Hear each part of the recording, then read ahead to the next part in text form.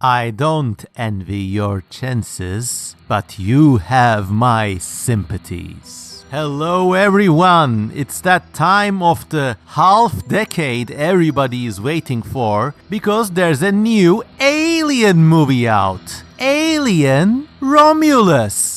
These new movies, whether they're Jurassic Parks or Aliens or Deadpools or other remakes, heck, there's even a Twister remake coming the last time I checked. These things are becoming like little mini national holidays and seasonal events. And when such a film comes out, there's often a lot of other cultural activities riding on its coattails, such as this very C.M. Kozeman movie review you are about to listen today. Yes, everyone, welcome to the C.M. Kozeman channel again, where we do a lot of eccentric, weird, and thought-inciting stuff.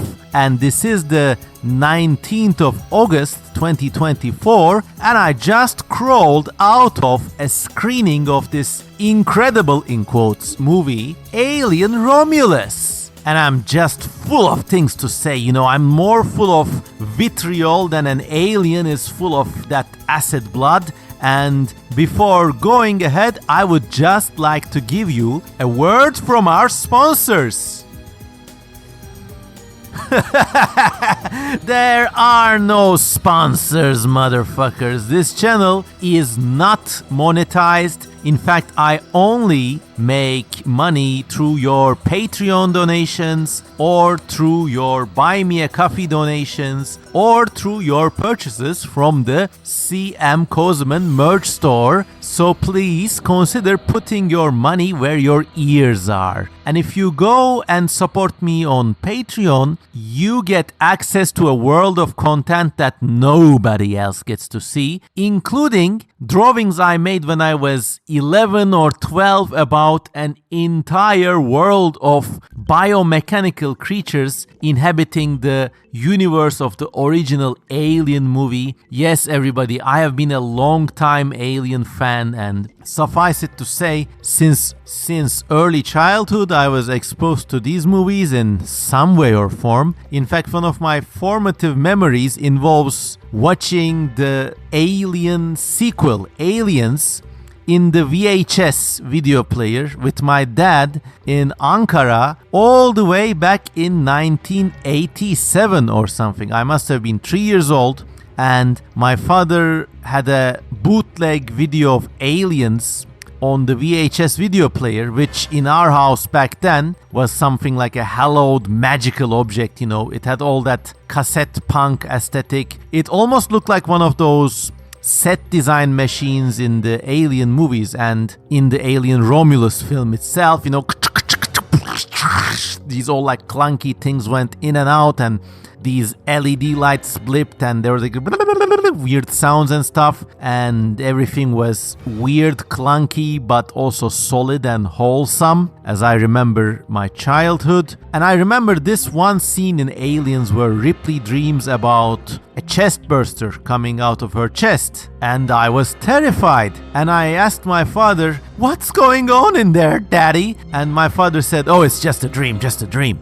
And obviously it was also a dream in the movie, but this answer had the unexpected consequence of me thinking that when you dream, this thing actually happens. So I was extremely scared, not of the film, but of this thing called dreaming. And I was scared that if I dreamt, whatever that was, this thing would come out of my chest, and like everybody dreams of that thing when they're dreaming or so.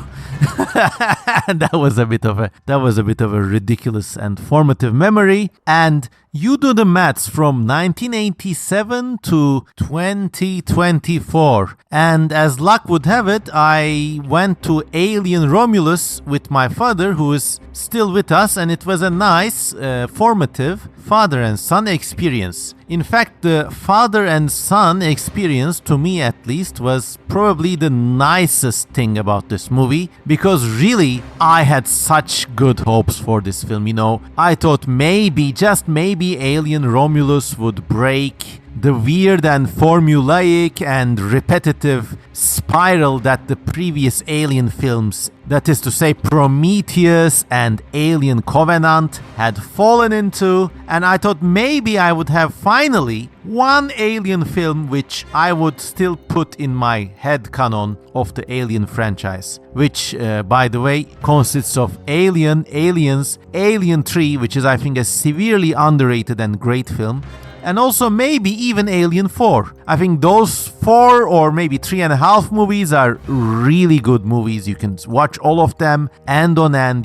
Each movie in that franchise not only is a solid film in itself, but it also creates a new genre. Alien itself is pretty self-explanatory. Aliens set up the whole space marines in space with hordes of creatures and a queen creature kind of trope. And even Alien 3 took this series to a more psychological, almost feminist angle about dealing with death, the meaning of motherhood, and the consequences of trauma and so on. And maybe even I could say Alien 4 had a kind of wacky French surrealism angle to the whole franchise. So I think every movie in the series meant something until it started not to mean anything. And between the Alien vs. Predator films and the hopeful but paltry return sequels, Prometheus and Alien Covenant, the series kind of went all over the place. Suddenly the alien was not some sort of unfathomable cosmic mystery, but no, you had to know where it came from. You had to know its origins. This robot put the black goo into this and that, and then that other creature came out of that creature and shagged another creature, and there was a dead woman and shit, and then suddenly that's how the xenomorphs were produced. Once again, it was this really shameful poisoning by overexposition in these sorts of films. And I thought maybe Alien Romulus could break this circle. Maybe we would have a clean slate alien movie where something or the other happens, but we could be vested in the story and it would not have any of the problems we just discussed. It would be like the Rogue One of the Alien franchise. It would be to the Alien franchise what Rogue One was to the Star Wars franchise after the insufferable, in my opinion, Disney sequels and the very forgettable Han Solo Origins movie. So there's that. With those hopes, I went into the film and here I am with pros and cons of Alien Romulus. Okay. Let's start with the short bit first. Let's start with the pros. To begin with, the initial exposition of the story is really great. I think this is where maybe Ridley Scott himself had a hand in things, because you really see how life is in one of those off-world colonies in the Alien and maybe even the Blade Runner universe, where this girl wakes up and she has to pay rent for something like a cot. And then in the background, there are all these announcements about mandatory health checks and, falling into line and doing the best for the colony and stuff like that. And then she goes out, everybody is hustling, the planet is blowing over with toxic winds and deadly thunderstorms in the background, and people are reduced to quote-unquote huddled masses. There are miners with birds going down to mines, and there are prostitutes, and there's even one of those dingy neon sign bars which you also got to see in Aliens. And this dark sinister corporation, Weyland-Yutani, controls everything, and you really want to be there, you want to know what's going on. And the girl has this android character, his name is Andy, who reminds me of Lenny in the John Steinbeck story of Mice and Men, because he looks like the sort of feeble-minded sidekick to this smarter and almost tomboy-like girl character. In that respect, I think this first part reminded me also of Newt's Tale, which was a tie-in comic to the Aliens movie, and it chronicled the life of Newt, which was the only known survivor of the alien infestation. And I almost thought maybe this was gonna be some really dark sort of almost zombie infestation sort of film where the aliens would somehow take over this colony and the girl and the android would somehow navigate this madness, and that would be that. And I think that would still make a great story, by the way. In fact, a lot of the original Aliens tie-in comics would make incredible stories. I mean, I got a few of them in my personal library, and there's this particular one called Aliens Outbreak, which was intended as a direct sequel to Aliens. And it's got all sorts of really dark Freudian twists, like a kind of suicide cult that worships aliens as a sort of god, and somehow the alien eggs reach Earth and this cult becomes instrumental in spreading the infection around the world. And then there are these really dark scenes where I don't know, just go and find Aliens Outbreak and read it. It's a much better quote-unquote Aliens movie than anything after Alien 4. I can assure that to you. Anyways, going back to good things about Alien Romulus. Yes, so some of the characterization on the planet was also nice, or so it seemed for a bit. The girl has this kind of ragtag friends bunch of what I called space zoomers, because they all embody some sort of Gen Z stereotype.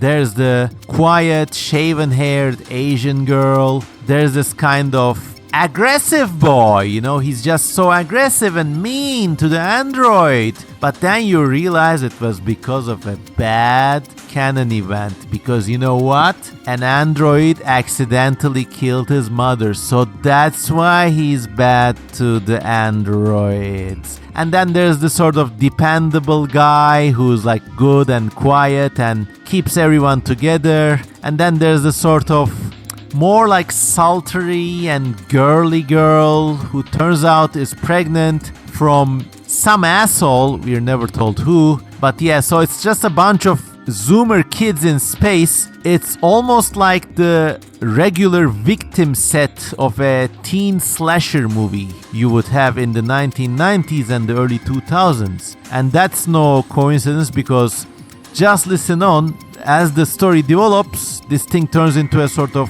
haunted house in space, or even like a escape room in aliens themed space kind of shit. And what hopes you had for the characters quietly falls apart. They turn into cardboard cutouts and they become very predictable very quick. Also, another thing to keep in mind to rate or gauge such movies is, as soon as you walk out, you think, what were these characters' names? And I don't know, maybe it's my years getting to me, but the only two characters whose names I can remember were the androids. There's the protagonist android whose name is Andy because he's an android. Get it? And then there's Rook, who is played by a really awful and weird and uncanny looking 3D recreation of Ian Holmes' Bishop from the original Alien movie, and he's the bad android. So these are the only two names I can remember. What were the other guys called? I mean, what was the name of the sexy, probably Latina girl? I don't know, Mary? I don't know. What was the name of the main girl? Really, I'm racking my mind. I'm not being ironic or cynical here. What was her name? Kaylee? I don't know. You just forget, because these characters are really forgettable. It's almost like people have forgotten how to write stories. It's almost like, you're gonna see more examples of this, but it's almost like this movie was written by some bad game designers. It's very formulaic. It's the only frightening thing about this film is how formulaic it is. Anyways, we are still in the pros part. Let's not forget about that. So another good thing about this film is the visual and the set design and the prop design. There are some really nice designs in this film, even interface designs in the computers and monitors and screens and labels all around the set. Some of the sets really feel like the set from the original Alien movie. They do a really nice job at bringing the original cassette futurism aesthetic of the Alien film and the Aliens movie and making them more modern and more 2020s oriented. There are a few props which I really liked, at least in terms of design. There's this kind of X-ray lamp this girl discovers, and she's like, oh cool, an X-ray lamp. And it's basically a lamp which shines through your body and it allows you to see your bones and stuff. Apparently the radiation thing has been fixed because, you're not meant to shine X-rays onto your body nilly-willy like that, or you'll grow sterile or grow cancers really quick. But since this is the future, that thing works. But in terms of story, the X-ray lamp was a bit of a shit because, you see, it's very formulaic. As I told you, just like a computer game. This girl finds an X-ray lamp and says, wow, cool, I think I'll take this. She even says that. And then, of course, 5 minutes later, she's using that on herself to see the chest burster developing inside her because she's been treated by a facehugger, let us say. And then another interesting prop device was a sort of Minecraft flare, which the characters used in 2 instances. It's basically a flare, but instead of lighting a fire, it's got a really bright and apparently really warm, blocky LED, a square-shaped LED light at the top. So that's that. There are also lots of nods to the original Alien in terms of interface design and graphic design even. There's this one part where they have to keep switching gravity on and off because plot reasons, I guess. And the signs indicating gravity on and gravity off are replicated from the original Alien movie. When gravity is on, the icon resembles a figure standing on the ground, and when gravity is off, the same figure is flipped upside down, so it looks like a man icon is floating without gravity. And this is just a masterful piece of graphic design, the work of actually one of the legendary graphic designers of this century, Ron Cobb. That's RONCOBB, and I am going to include a link to his website in the video description, so go check out his work. It's just amazing. I guess they had to replicate his work because it seems like talent of this caliber, that is to say, graphic designers, directors, or actors even of that caliber, which existed in that sweet spot between, let us say, the late 1960s and the mid 2010s, is either not being produced anymore or is somehow unable to get a foot in through the decision-making processes of Hollywood studios in the present day and age, because everything is recycled. Everything in this movie is a sort of member berries kind of thing. There's milking for nostalgia, and there's this thing which is more like a rim job for nostalgia. And speaking of obscene things, let's also talk a bit about the neat creature designs in this film. There's a kind of cunt morph which is introduced as the chest burster grows into the full-size alien. There's a new stage in the creature's lives which we never got to see before, and we see a kind of cross between, let us say, a giant barnacle, a kind of beanbag, a kind of caterpillar, chrysalis, and yes, a human vagina with ribs glued onto a wall somewhere. and it is understood that this is where the chest burster, the initial larva of the alien as it breaks out of the host's chest, this is where it hunkers down and grows into the full-sized warrior drone. And this thing was really well made. It was all practical effects. It was really uncanny, and the way it unfolded and the way the mature alien came out of this cunt morph was really well made. Too bad the story leading up to that was kind of worthless. I mean, the characters are running through the spaceship. They are chasing the chest burster which just came out of one of their friends' buddies, and they're looking for the thing. You know, where could it be? Where could it be? And they see something like a huge discarded condom on the road, and turns out that's the shed skin of the chest burster. And then they conveniently walk 10 more meters and see the cunt morph plastered on the wall, and there one of the character decides to kill the thing, so he zaps it with a kettle prod on and on and on again, and it seems like it is dying, and it drips acid all over the guy, and he melts and he dies. But then wait, it didn't die actually. Well, the guy died, but the cunt morph isn't dead. Long live the cunt morph, because it goes like and like in like 20 seconds or something it heals and a fully grown alien comes out of the thing. I mean, in terms of design, it was a great design. In terms of storyline and overall believability, it was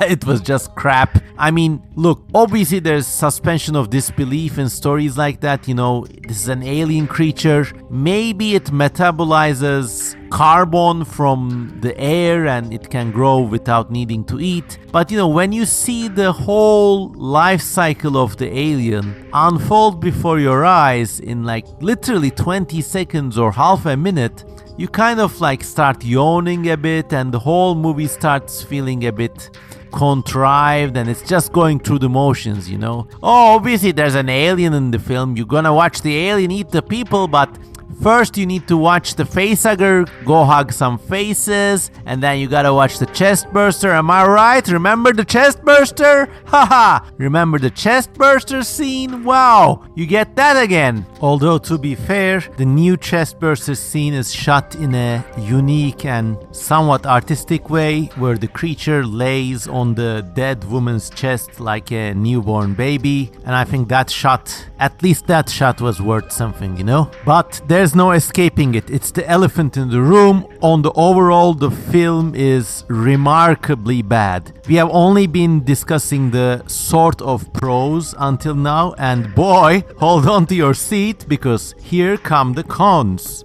And before going ahead, I would just like to remind you one more time to subscribe to this channel if you're a newcomer. Consider supporting me on Patreon, or maybe buy me a coffee. Look, it's nearly 40 degrees where I live, you know. I have to stay alive drinking Les Cafe ice lattes.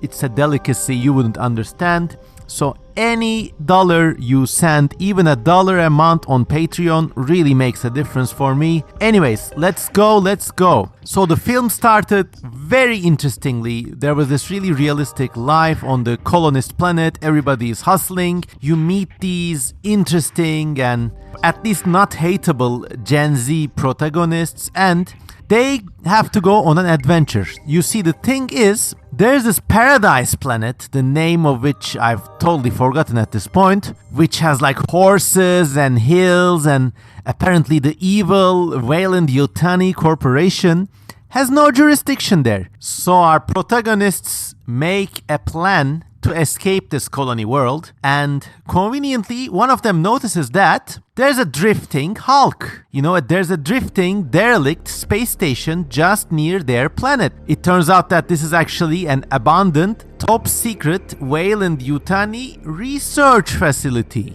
It is owned by the same company that owns this colony planet, and I don't understand it, but nobody deigns to check it out. You know, it's only this ragtag bunch of 4 Gen Z kids and their android friend. You know, it's just up to them.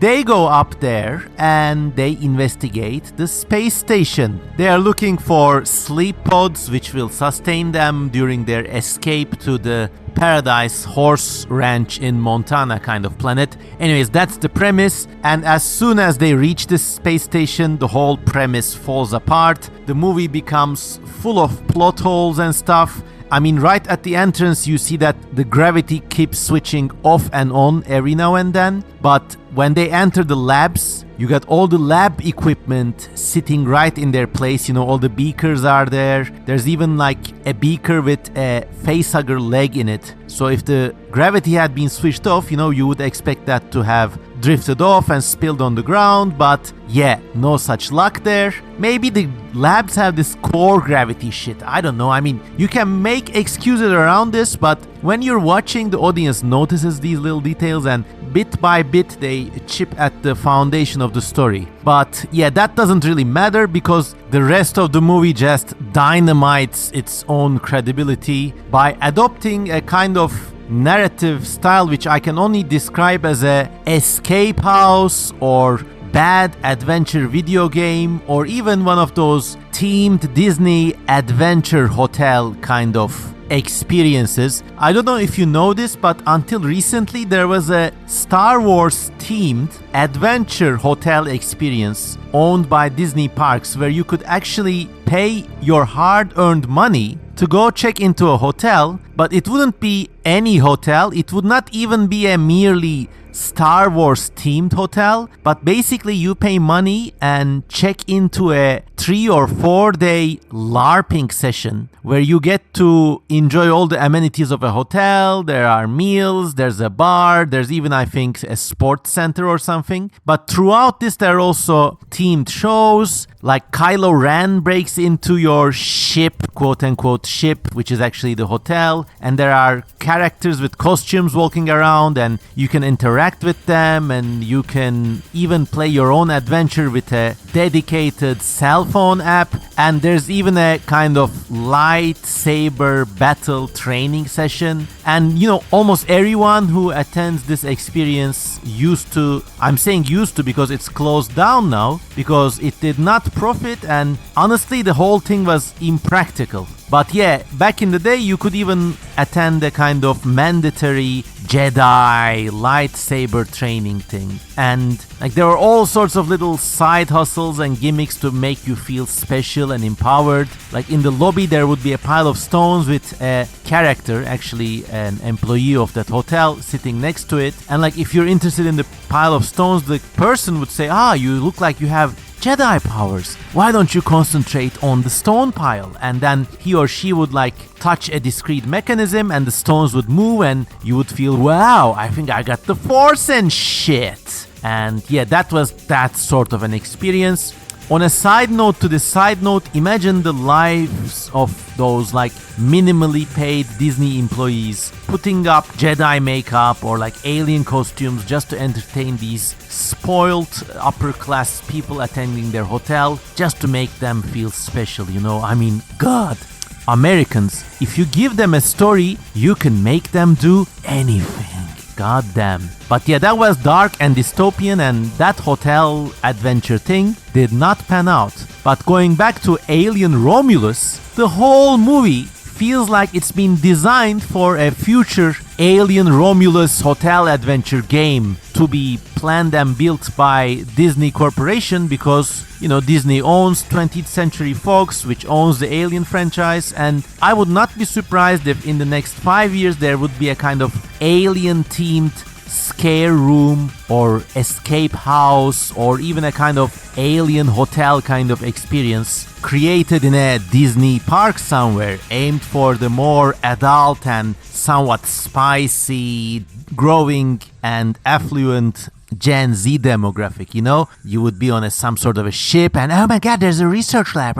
Look at the research lab. Look at the specimens. Look at, oh my God, there's a facehugger. Oh my God, there's a guy in a costume. Oh my God, woohoo, what a holiday. That sort of shit. And, you know, if you watch the film, you will know I am only barely exaggerating, because the film literally advances level by level, and each level brings back the nostalgia for a particular alien movie in the franchise.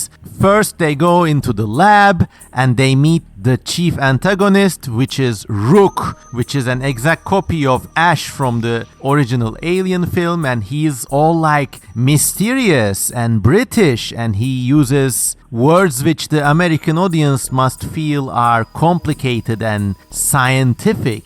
Instead of saying, "I've got a mission for you," he says things like, "I have prescribed a new set of directives for you," and he programs or reprograms Andy, the good android, and now Andy also becomes somewhat like Euro or British or like fancy or technical, and he starts saying things like, "I have received a new set of directives and imperatives. I can feel my motor systems advancing and upgrading and upskilling," and then he becomes the stereotypical black guy master of ceremonies for the scary thrill ride you're about to see. And they advance through the station room by room. Oh, and they get attacked by facehuggers first. Okay, so a bit of a spoiler, but I don't give a fuck, and neither should you. Okay, this station was based on the original alien specimen, which was flushed outside the Nostromo by Ripley. Turns out the aliens can survive in vacuum, and the alien kind of secretes a kind of vacuum pod around its body, and it's sealed as if in a tomb.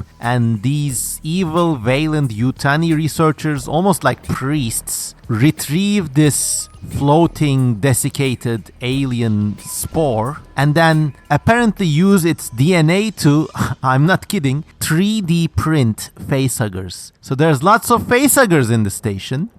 And of course they escape and they create havoc, they run all over the place, and they implant one of the characters who in like 5 minutes screen time gives birth to a chest burster, which in another 2 minutes, ding, these things are like microwave meals now. Bing, it grows into a full-size alien, going through the aforementioned cunt morph stage, which we get to see and look and get shocked at. And then this part of the movie really plays like the Alien 1 experience, beat by beat. And then Andy announces to everybody that they have to go through a room which is infested by facehuggers. But he says, "Oh, I have calculated that they perceive their surroundings with infrared heat perception. If we raise the temperature of the room to the exact temperature of the human body, they will not be able to see you like the T-Rex in Jurassic Park. But if you get spooked or shocked, they will see you and they will attack you." He literally announces what's going to happen, and then for the rest 10 minutes we watch it happen. And there's no thrill to the whole thing, there's no surprise to it, it's as joyless as watching pornography. Pornography doesn't have to be sexual. Pornography is the context-free repetition of something which you kind of want to see, but you're not surprised to see, you know? That's the ultimate distillation of the concept. And yeah, it's just like an escape room. So yeah, they go through the spooky facehugger room as don't move because they can sense your body heat, and at the same time there's some other kind of crisis, so somebody gets goosebumps and the facehuggers go. And then another gripe I have with this movie is the absolute shit way they do the facehuggers. There's one awful tracking shot when they break into a run in the facehugger room, and the camera is meant to track this horde of facehuggers, which are like a horde of spiders.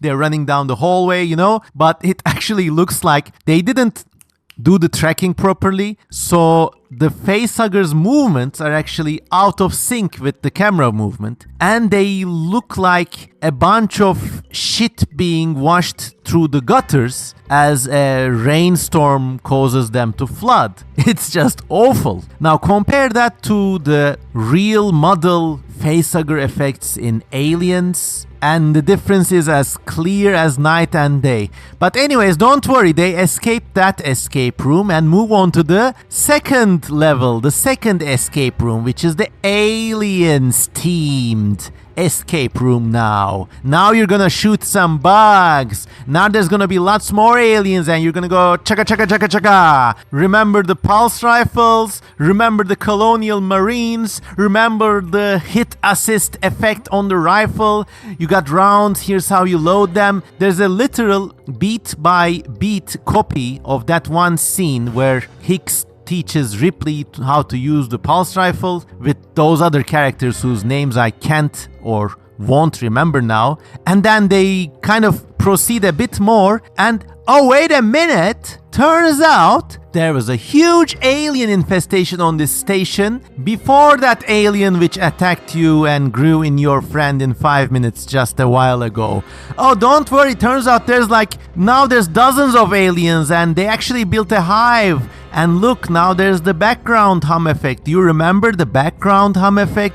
Ooh, remember the hive? Remember the slime? Remember the aliens in the walls? Yes, they're in the walls. But don't worry, there's a convenient rack of pulse rifles. But this time they're white, but that's okay. Now you're gonna shoot these aliens because this is the second level now, and almost literally, I'm hardly exaggerating, almost literally they play out an aliens-like sequence now where the girl rides an elevator just like in the movie Aliens, and then there are some aliens and they shoot them, and well, it's just, you know what's gonna happen, so where's the fun in that? It's exactly pornographic. And once again, remember, pornography is not about sex. Pornography is the absence, the damning absence of context and the dehumanizing repetition of experiences. That is the essence of porn. And this movie is really porny in a way I just don't like. And I just don't want movies to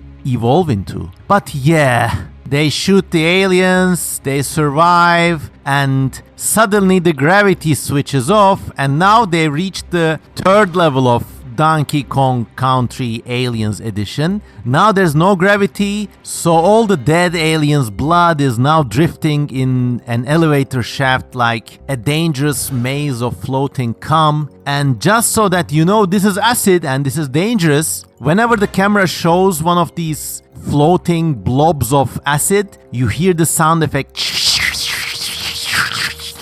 Whereas in reality, acid has no melting sound attached to it. But everything in this movie tells the audience like trained Pavlovian dogs what to feel, what to fear, what to expect. And yeah, this includes the music too. Whenever there's like a scary sequence, there's a kind of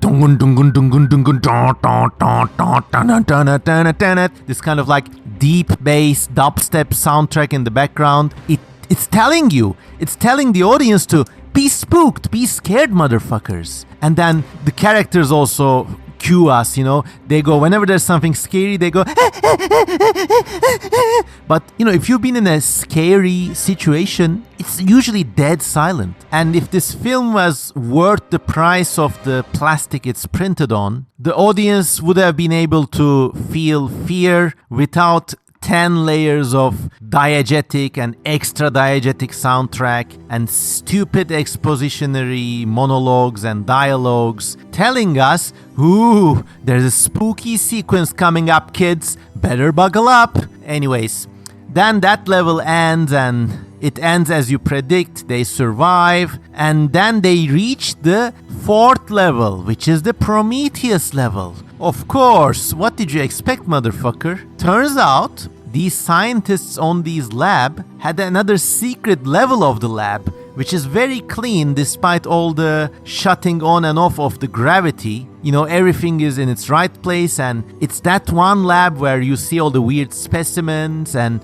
it's like that movie Prometheus. The movie soundtrack even references that. They play a few notes from the Prometheus soundtrack theme, just so you know it's about Prometheus. There's even a kind of display showing the black oil which was featured in that film, and it turns out that this black oil is a kind of godlike, life-giving substance, and people were trying to engineer it into a kind of form which would make humans immortal on colony worlds, because turns out living in another planet and terraforming planets is very hard. So that's what the research was for, you know? So once again, you get a kind of immersive simulacrum experience of a previous movie, and they show this ridiculous experiment in which they crush a rat and then they inject the crushed rat with the black oil from the canisters in Prometheus and also Alien Covenant, and turns out the rat can just like uncrushes itself, and oh my god, Pilby is alive again! And if you ever watched Stephen King's Pet Sematary, you know, a crushed pet coming back to life is never a good omen, because after our characters see this experiment and they collect the vials, turns out the vials were the whole thing about the station, you know? I mean, yeah, the aliens were like a side project, but it was actually the vials, you know? So they get the vials containing the black oil medicine, but before they leave, we are given a scary premonition, because right after our characters leave the lab, we see that Pilby, the crushed mouse, which was uncrushed thanks to the alien black cum goo, actually overmutated and turned into something like a giant cat's hairball vomit crossed with a crushed spider now. And, you know, this obviously teaches us don't meddle with God's creation, because this thing is bad. You can never be truly immortal. Except in Hollywood, it seems. So there's a really disturbing theme throughout the film until the point we've reached so far, and that has nothing to do with the story or the creatures or the special effects, but it has to do with the digital resurrection of legacy actor Ian Holm. Now, if you didn't know, Ian Holm was a great actor. He passed away relatively recently, and he played the character of Ash in the original Alien. Ash was a secret covert android whose mission was to secure the alien from the dead planet, and he was collaborating with the ship's mainframe computer to lead the crew onto that world, retrieve a specimen, and bring it back. That was his story, okay? It happened once, it was magnificent. You can't really replicate the same story beat by beat, even with another actor. But surprise, this is what the Alien Romulus movie tries to do, as they recreate Ian Holm, not as a cameo, but as an actual prime antagonist of the film. He's there all the time, giving directions from some bad CRT monitor with static in it, you know. Those effects help to enhance the alien atmosphere and also camouflage the awkwardness of the 3D reconstruction.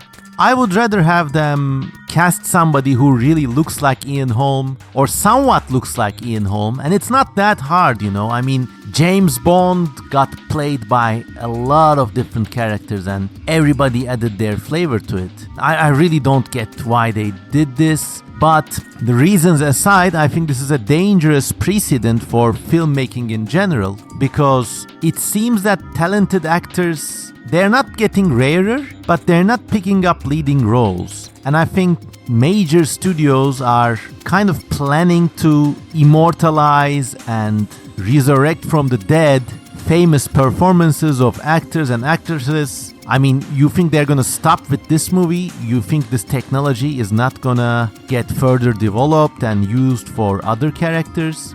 Eventually, I mean, may it be as late as possible, but eventually Harrison Ford is gonna pass on, and then there's gonna be an Indiana Jones movie with his digital likeness in it. And there's gonna be Star Wars movies like that. There's gonna be all the nostalgic films recycling, resurrecting the dead with these digital abominations. It's funny how this echoes the in-movie theme of using the engineer black goo to achieve immortality, and it backfires with disastrous consequences. But apparently, in the current day Hollywood mega studio system, you can pull this black magic off and get away scot-free. Anyways, that's something highly scary and dangerous that's exemplified by this movie. But yeah, moving on. Another detail that I really disliked in Alien Romulus was the repetition of hip quotes from previous Alien films. Now, this is not a new trend, but I think it's the first time the Alien franchise fell into it. I mean, there's this one scene where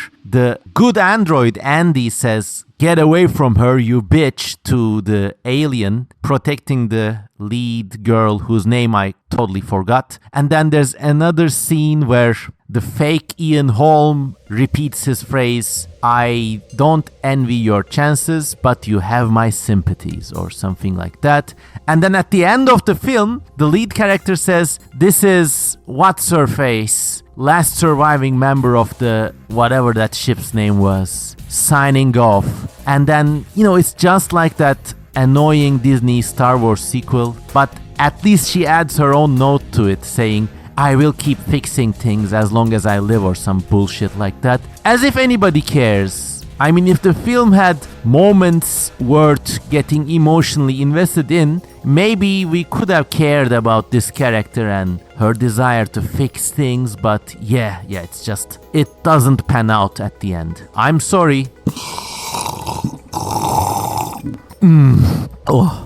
Oh, and I almost forgot. Yes, like every other previous bad movie in the Alien franchise, this movie also has a new creature. That's right. It's kind of become a rule in this franchise where you get some new creatures in every movie, and they just appear once, they shock the audience, and they fuck off. They're not reused or recycled ever again. I mean, when the franchise first started, you had the OG alien and the eggs and the face huggers and the chest bursters. And then Aliens added the alien queen. Now, this was actually an important thematic device as well as being an interesting twist on speculative evolution and creature design. So it got reused in Alien 3 as a kind of queen chest burster kind of thing. And in Alien Resurrection, it also shows up briefly before giving birth to the first new creature. If you remember Alien Resurrection, they're trying to mix alien DNA with human DNA for reasons known only to themselves. Back when that movie was made, cloning was a big deal. I think the first sheep, Dolly, was cloned in 1996, and Alien Resurrection came out in 1997. So they were cloning Ripley to get the alien embryo from her clone because somehow their DNA was intertwined and stuff. And because of this DNA mix-up boogaloo, the alien queen they harvested from Ripley's clone, instead of a giant ant-like egg sac, it had a huge, swollen, human-like belly and a vagina, and then the thing literally gave birth to the newborn creature, which was all fleshy and had sunken eyes, and, it shouted, "Mother, mother!" And in its rage, it killed the alien queen and then got sucked out of a little hull breach the size of a pinky finger. And that was that. Later on, in Prometheus, we were treated to, in 2012, God, it's been 12 years, there was the hammerpede creatures, which were kind of like big land-dwelling leeches with hammerhead shark-like heads, and they were really strong and powerful and deadly. There were also a bunch of zombie forms infected with the black goo pathogen that resembled zombies, slightly converging on the look of the original xenomorph. And then at the end, one of the characters gets pregnant because her boyfriend drinks something laced with the black goo, and then they do the dirty, and then in 1 hour she gets pregnant and then goes to a kind of emergency spaceship C-section abortion device, because all ships need to have that, I guess, in the future of space expedition. Anyways, and then removes this thing called a trilobite, which is like an octopus but also like a fetus. And then this thing grows into something that looks like a mega face hugger. And then obviously in that movie you had the engineers, which I don't catalog among new creatures because they return in the second film. And then it's a total mess. The giant trilobite, which once again was the baby of this woman who was impregnated by this guy who drank a drop of the black goo, actually meets up with the engineer and puts something in his mouth, and out of that guy comes this thing that looks faintly like the original xenomorph. We don't get to see much of it. It just screams like a stupid horror house joke creature, like a rubber chicken, and the film ends, and that's that. This, by the way, was the first time where we got to see the accelerated life cycle of the xenomorph just to please the audience, basically. And then Prometheus had a sequel called Alien Covenant, and this movie had a bunch of other things. I mean, just look elsewhere in my YouTube channel to see my Alien Prometheus review, actually. You would enjoy that too if you like what I'm doing here so far. Anyways, in Alien Covenant, there was this thing called a neomorph, which was a literal new creature, and instead of coming up from the front, it came from the back, because I guess the designers really wanted to find a new gore effect, and it was instantly forgettable. It was this kind of pale ass, pasty looking thing with a spike like an ice pick on the back of its head.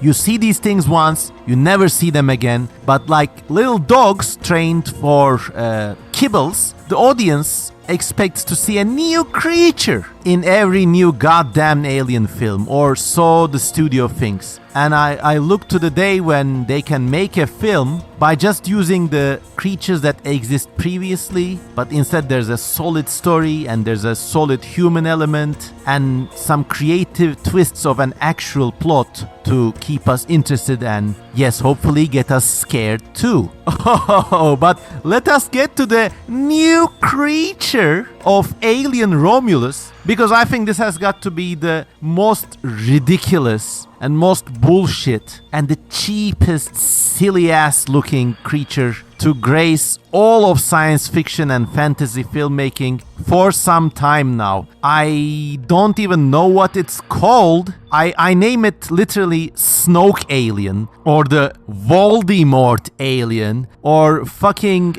Nightmare on Elm Street Freddy Alien, or motherfucking Slenderman. Motherfucking Slenderman just there. So what happens is, I think in the movie they call this thing the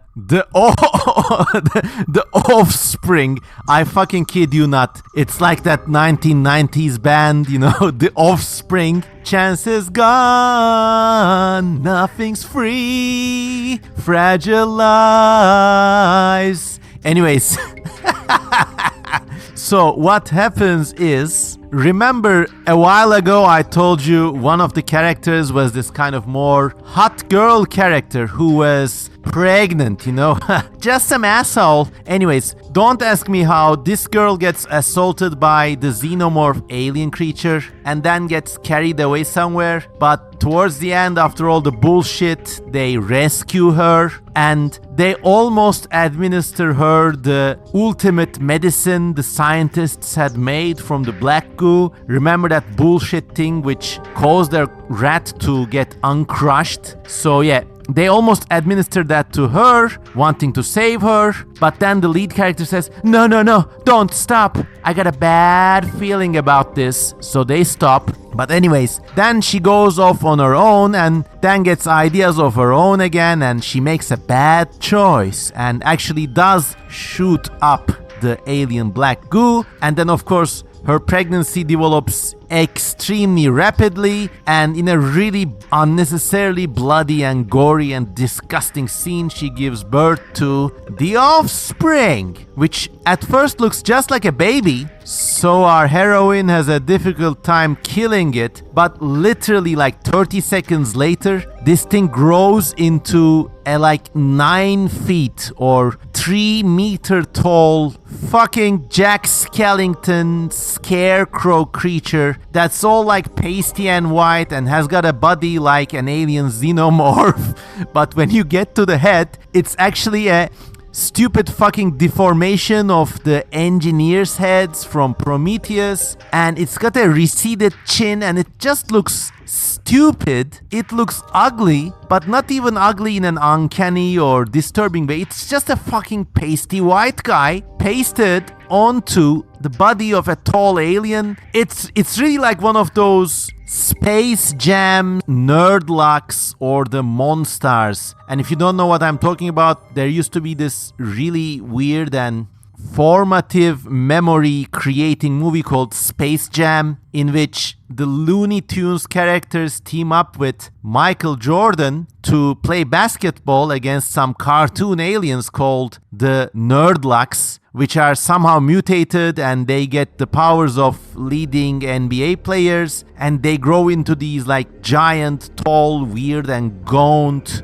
basketball aliens. Except that in Space Jam, they actually look funny, they serve the story, they're hip, they're cool. They also refer to the NBA stars they're modeled after in a cool way. But yeah, in this movie, this fucking nerdlock monster Voldemort, Snoke, Jack Skellington as fucking newborn just looks ridiculous. And while watching the movie, my dad and I were laughing out loud in the theater, just like laughing uncontrollably. Well, at least that was a formative memory for father and son, but not the way the movie makers intended it.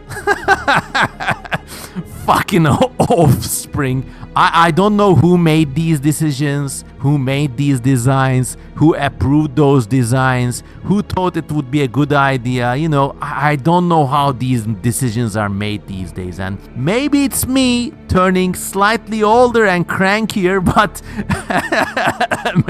maybe it's just a god-awful, shitty film. Anyways, look, I don't like being cynical and ironic, but yeah, this movie really pushed my buttons in the wrong way. And let me just describe how the fucking film ends, and while ending, it also commits a cardinal sin of storytelling. So something happens, the offspring is loose, and only the lead heroine and the good android survive. And because this is an alien film, they have to jettison the new creature into space, because heaven forbid if anything is killed in a final act that doesn't involve space jettisoning. You know, that's how formulaic these films have become. So in order to release the airlock or the cargo hold or whatever, the heroine has to hit 4 levers, and then the door will be released or the cargo will be released, and the bad new creature will be thrown out into space. And this is portrayed in a really ridiculous. It was almost like watching a gameplay video. There are all these screens that say you have to push all 4 levers to release the cargo bay. And then she pushes 1 lever, 2 lever, and she actually counts so that the audience knows, you know, 1 lever, 2 lever, 3 levers. But then something happens, the creature attacks, and oh my god, she can't throw the last lever. Just to drive the point home, the screens say, oh no, you have to push all 4 levers. Oh no, you have to push all 4 levers. Oh no, you have to push all 4 levers. Almost expected to say press X to press all 4 levers or something like that. And then in the final act, the offspring is blocking some shit or whatever. So conveniently, while it was being born just minutes ago, it left a kind of empty carapace that's conveniently full of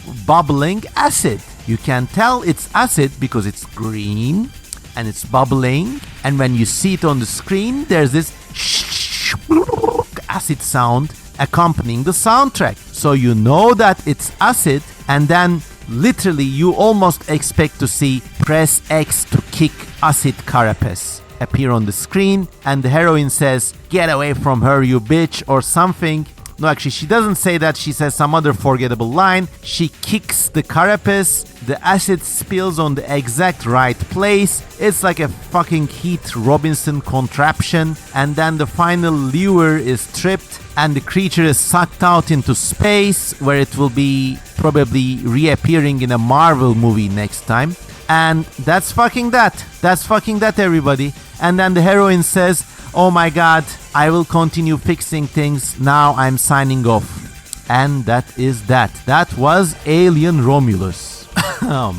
Anyways, look, I ain't actually mad. I'm just sad because these movies, when they first came out, the movies that made up or started these franchises, movies like Star Wars, Jurassic Park, and yes, Alien, they each contained a world which was full of unknown promises and wonder and mystery. And yes, of course, it's a fact of life that as studios make more movies for profit, that world is gonna crystallize a little, it's gonna get filled up, and there will be bad sequels, no doubt about it. But it's the very direction that these movies are taking. They are turning into these facsimiles of computer games or scare house type experiences where every beat of the story not only is a direct copy of the previous installments, but also it's really laid out in a kind of extremely childish exposition that is quite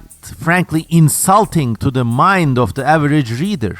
As the saying goes, over-exposition is poison. And these sequels, like Alien Romulus, are suffering from an extremely septic form of these over-expositionary poisoning. I'm not saying woke Hollywood is destroying our stories or woke Hollywood is injecting feminism or anything like that. You listen to me this far, I have never said anything of that sort. The actual problem is far more serious. It's this reduction of stories into a computer game or escape house-like repetition of cliches and reproducible experiences. The audience goes in knowing what to expect. And especially with Alien, personally, that was a big problem because when I first watched the Alien films, I got introduced to the world of H.R. Giger. Especially the scene with the space jockey is one of my formative movie scenes of all time and among all movies. You go into this weird alien wreck on an alien planet. These concepts never were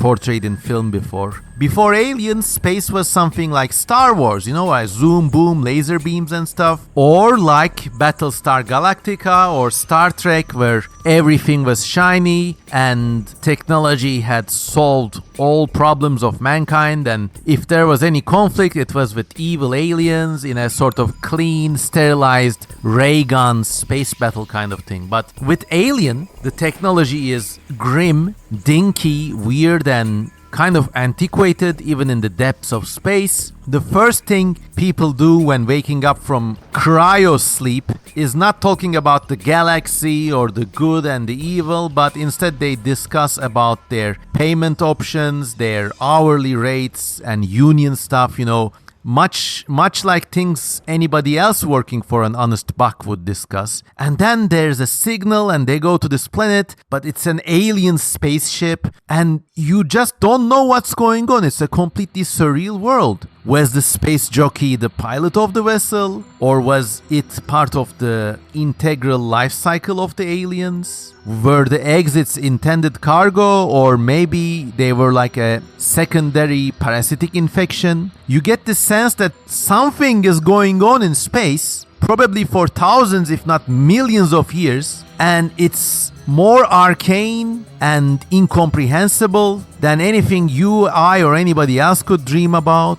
In this spacefaring evil civilization that is exemplified by the space jockey, the lines between the tool and the wielder, the agency and the agent, the vessel and the living tissue, they're all blurred, Maybe that's what sufficiently advanced technology gets you. A thoroughly organic yet dehumanized nightmare of a cosmos. You don't need to know the backstory of the eggs. You don't need to see what's inside the space jockey's helmet. By the way, that was no fucking helmet. It was obviously that thing's skull. And that thing, whatever it was, grew in that chair. Its only role was to pilot the ship. Totally arcane, deep time mysteries, like a million-year-old tomb of Tutankhamun. That was the sense of mystery. And then obviously, okay, the franchise took it to other levels, but these things I've been yapping at you for the past hour or so with Alien Romulus just add insult to injury. Anyways, if you've been listening to me this far, please comment in the comment section. In space, they can't hear me scream Kozuman Daddy. So I know you've been listening, and together we can get some comment engagement and beat the algorithm. Also, once again, remember to follow me on Patreon. Alien inspired me so much that I was like 11 or 12, and I drew a whole universe of these strange biomechanical creatures and alien-like things that were like the continuation of the mysteries posed by the space jockey. And if you want to see those, you can contribute to me on Patreon for as little as $1 per month, and yeah, get free access to that gallery of images. And before closing, let us also talk about the flip side of this equation. You know, why are movies evolving into this way? Is it because there's a quote-unquote woke agenda? I personally don't believe that to be the case at all, but it is clear to see that especially popular franchises are being bastardized and stunted and dumbed down in this very fashion we have seen with Alien Romulus. Yet these movies, when they come out, be they Star Wars films, Jurassic Park films, or Alien films, they score millions, if not billions, in the box office. They really break records, so a lot of people go to see them, regardless of whether they're good or bad or not. In fact, I think many audiences are really smart. They know the movie is gonna be kind of bullshit, but here's a strange thing. In this day and age, when social media has given everybody a personalized and fragmented media experience, these popular franchises of the past decades before social media and before the internet, they're like the last social bonds remaining between, let's say, people who are interested in popular entertainment. So in that respect, physically going to the movie theater, like I did with my father, for example, physically going there and seeing the new Jurassic Park movie or the Alien movie or the Star Wars bullshit, you know, it's comparable to like a summer festival or a springtime festival. You know, it's a social occasion. And you can see that online too. I mean, when new movies come out, people on Twitter, for example, post their Alien fits or Jurassic Park fits, you know, the nice and usually sexy clothes they're wearing to see the new movie. It's a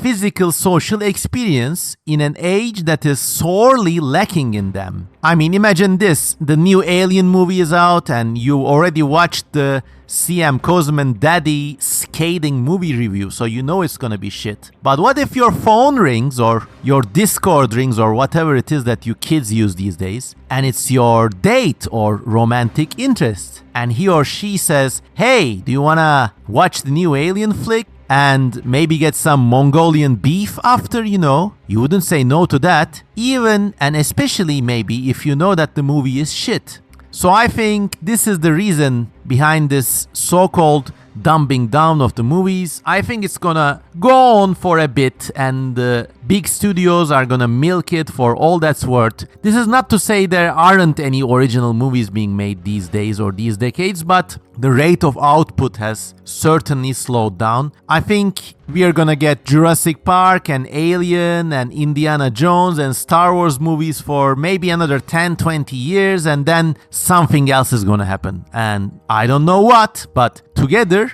we will all get to see.